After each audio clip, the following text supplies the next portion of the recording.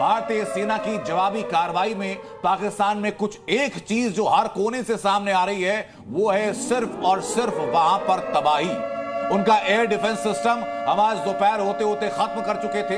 उसके बाद उनके जितने बड़े शहर हैं, उसके अलावा जो बंदरगाह हैं, उन सबको टारगेट किया जा रहा है। JF-17 उनका फाइटर एयरक्राफ्ट, उसको भी मार गिराया गया है। पाकिस्तान मना भी इसलिए नहीं कर सकता कि खुद पाकिस्तान की जमीन पर उसका जो मलबा है वो बरामद हो चुका है। 360 डिग्री पायलट दो पायलट पकड़ भी लिए गए सर। यानी 360 डिग्री जो एक्शन भारत लगातार कर रहा है पाकिस्तान की हिमाकत के ऊपर। और एक बात और दर्शकों को मैं एक बार फिर याद दिलाना चाहूंगा कि पाकिस्तान के हमलों की इंटेंसिटी की औकात इतनी है कि अभी तक 58 मिसाइल और ड्रोन लॉन्च किए पाकिस्तान की तरफ से। वो सारे के सारे हमारे एयर डिफेंस सिस्टम ने हवा में छूमंतर कर दिए। जमीन की निचली सतह तक आने की उनकी हिम्मत तक नहीं हुई है। एयर डिफेंस सिस्टम का ये ऑपरेशन है भारत की तरफ से। और एयर डिफेंस सिस्टम का ऑपरेशन पाकिस्तान में क्या है कि उनका एयर डिफेंस सिस्टम ही भारत की तरफ से खत्म कर दिया गया। यानी कि बिना छत के पाकिस्तान के कई शहर हो चुके हैं। जो दीवारें बची थी उनको ढूंढ ढूंढ कर कोने कोने से हम लोग खत्म करें। उसके बाद INS विक्रांत से MiG-29 जो है वो टेक ऑफ कर चुके हैं। अरब सागर के ऊपर उनका फ्लाई पास लगातार इस वक्त पर चल रहा है। INS विक्रांत के डिप्लॉयमेंट के बाद MiG-29 वहां से टेक ऑफ कर चुके हैं। यानी कि एक और खतरा और सायरन इस वक्त पाकिस्तान में बजने शुरू होंगे कि जमीनी आफत सिर्फ यहीं तक सीमित नहीं थी, आसमानी आफत और बड़ी यहां पर आने वाली है। ये तस्वीरें मैं दिखा रहा हूं आपको और उसके साथ साथ मैप के जरिए बता रहा हूं आपको कि पाकिस्तान में किस किस कोने में क्या क्या हो रहा है।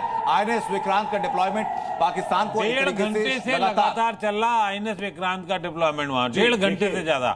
और वो लोकेशन पे और बाकी पर मुझे जो सूचनाएं होती हैं पता नहीं कितनी अभी पक्की हैं, लेकिन उनका हमला शुरू हो चुका है। सर बिल्कुल उसकी देखने वाली बात है कि INS विक्रांत 262 मीटर लंबा 62 मीटर चौड़ा तैरता हुआ रनवे पाकिस्तान की तरफ बढ़ रहा है। उसके ऊपर 40 MiG-29 विमान स्थापित होते हैं। उसके अलावा कामोव हेलीकॉप्टर होते हैं जो कि सर्वेलेंस करते हैं। उसके ऊपर सी हॉक हेलीकॉप्टर हैं जो कि हमने USA से लिए थे। ये काम आते हैं एंटी सबमरीन रोल के लिए, सर्च एंड रेस्क्यू के लिए। हमारे अपने भारत द्वारा निर्मित ध्रुव हेलीकॉप्टर होते हैं जो कि इंडिजियसली प्रिपेयर्ड हैं। मैं लौटूंगा आपके पास। सियालकोट में भारी नुकसान की खबर है और देखिए दो मोर्चे पैरेलल चल रहे हैं। मिलिट्री ऑपरेशन का मोर्चा एक अलग चल रहा है और डिप्लोमेटिक लेवल पर मोर्चा हमारा अलग चल रहा है। इस वक्त ब्रेकिंग न्यूज ये भी है कि विदेश मंत्री एस जयशंकर ने अमेरिका, इटली और यूरोपीय संघ के समकक्षों से बात की और कहा कि किसी भी तनाव बढ़ने पर कड़ी प्रतिक्रिया होगी। राजस्थान में एक और JF-17 को ढेर कर दिया गया है।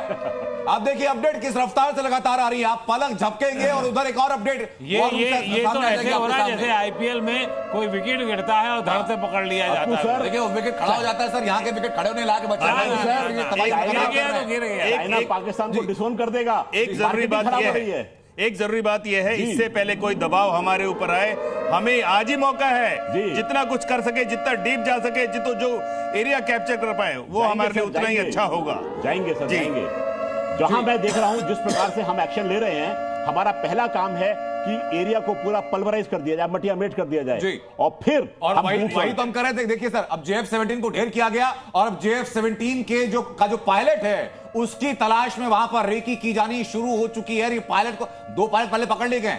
ये पायलट पकड़ा जाएगा तो ये तीसरा पायलट होगा जिसको कि भारत की गिरफ्त में जो किया जाएगा। तीनों सेना इस वक्त पाकिस्तान के खिलाफ मोर्चा खोल चुकी हैं। और आप सोचिए 22 तारीख के बाद एक हमारा सिर्फ एक जवान गलती से जो चला गया था उसको देने में इनकी नानी मर गई थी, टांगे कांपने लग गई। अब आप देखिए पूरा उल्टा। और ग्राउंड पे क्या हो रहा है कोई नहीं जान रहा है, हमें उसकी खबर नहीं आ रही है, ना ही आनी चाहिए। मैं लौटूं सर, दर्शक हमारे साथ जुड़ रहे हैं उनको लगातार मैं ब्रेकिंग अपडेट लगातार देता जाता हूं। पाकिस्तान पर तीनों सेनाओं की तरफ से फुल ऑन एक्शन किया जा चुका है।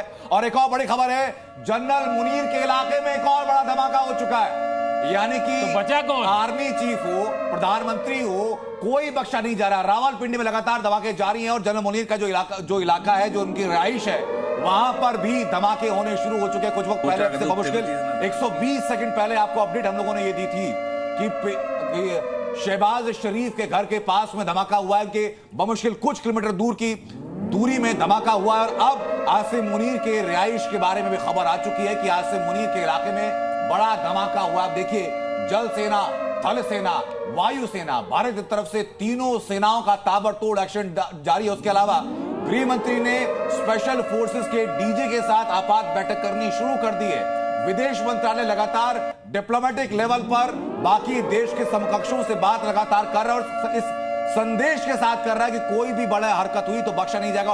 और बड़ी खबर लगातार जारी है।